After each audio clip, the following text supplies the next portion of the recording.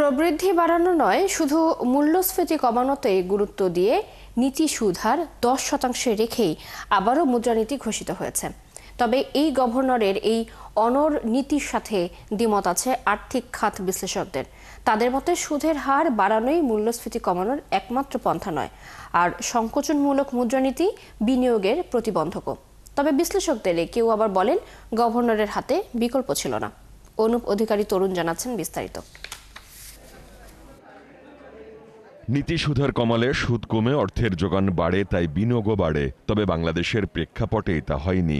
সুদের হার 9-6 করেও বিনিয়োগ বাড়েনি ও বাড়েনি কর্মসংস্থানও। উল্টো তখন মূল্যস্ফীতি বেড়েই চলেছিল। তবে সুদ বাড়িয়ে টাকা সরবরাহ কমিয়ে মূল্যস্ফীতি কমানোর থিওরিতেই থাকছেন গভর্নর। অর্থ বছরের প্রথমার্ধের মুদ্রানীতিতে নীতি সুধারে হাত দেননি তিনি। ইনফ্লেশন রেট এবং পলিসি রেটের মধ্যে যে ডিফারেন্সিয়েটটা সেটা বাড়ছে। এটা এখন 1.5% আছে পজিটিভ। এটা 3%-এর দিকে গেলে আমরা মনে করব যে এটা ভালোর দিকে যাবে। এটা আমরা তখন পলিসি অ্যাডজাস্টমেন্টটা পুরোপুরিভাবে শুরু করব।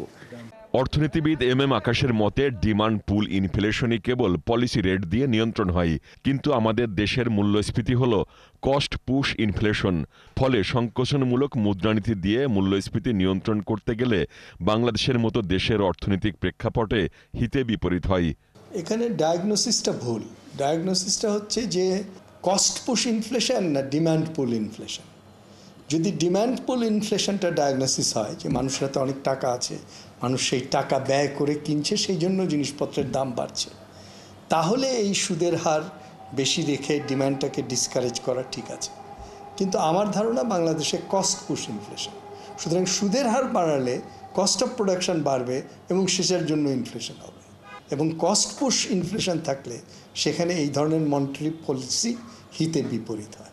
তবে গভর্নরকে পূর্ণ সমর্থন দিলেন এই অর্থনীতিবিদ। তার মতে মূল্যস্ফীতি নিয়ন্ত্রণই কোনো দেশের কেন্দ্রীয় ব্যাংকের প্রধান কাজ।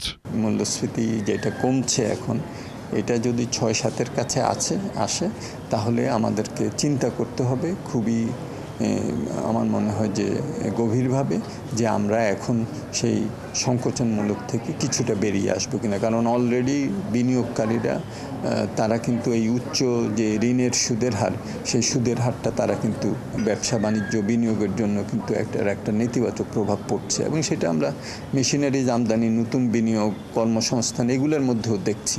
গভর্নর অবশ্য বলেছেন 3 বা 5% নয়, ডিসেম্বর নাগাদ মূল্যস্ফীতি 7% নেমে আসলেও তিনি হয়তো নীতি সুধারে হাত দিতে পারেন। 3 থেকে 5-এর মধ্যে যদি আমরা আনতে পারি, হয়তো একটু সময় লাগবে, সেটা আমাদের লক্ষ্য। অনুপ অধিকারী তরুণ, 71, ঢাকা।